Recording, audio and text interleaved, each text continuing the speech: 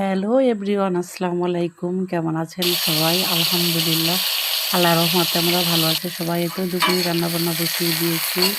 আজকে এদের দ্বিতীয় দিন। আজকে রান্না করছি সবজি দিয়ে, আলু দিয়ে, আর শোল মাছ ভেজে একটা পাতলা ঝোল তরকারি। এখানে সব ধরনের মশলা দিয়ে দিয়েছি, বাটা মশলা আর পেঁয়াজ মরিচ দিয়ে সুন্দর করে মশলাটা কষিয়ে নিচ্ছি।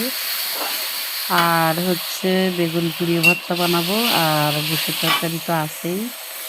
এই আজকে আমাদের খাওয়া দাওয়া। সজনে ডাঁটা আর আলু দিয়ে ভালো করে কষিয়ে নেব।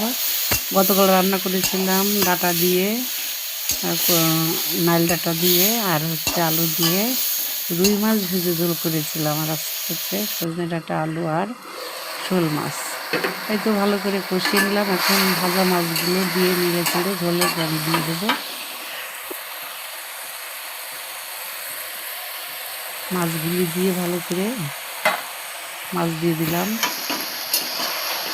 ভালো করে নিয়ে এলে ঝোলের পানি দিয়ে দেবো।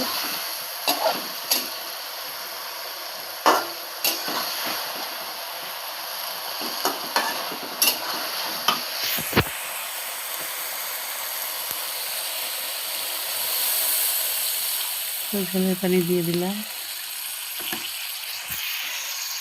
কার কেমন ঈদ কাটলো বন্ধুরা, কমেন্ট করে জানাবেন। আর আমার ভিডিও যদি ভালো লেগে থাকে তাহলে আমার চ্যানেলকে সাবস্ক্রাইব করে পাশে থেকে উৎসাহ দেবেন। এই তো টমেটো দিয়ে নামানোর আগ দিয়ে একটু ধনিয়া পাতা দিয়ে দিলাম। তরকারি হয়ে গেছে, নামিয়ে নেব এখন, এবং নামিয়ে নিলাম। আর এই গরুর গোশের তরকারি, জানি না আর কয়দিন থাকবে।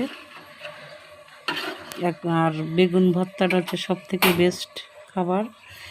এই টাইপের খাবারই এখন সবাই চাচ্ছে খাইতে।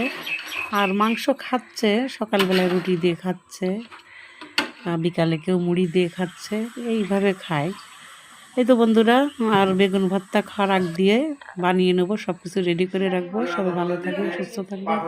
আল্লাহ হাফেজ।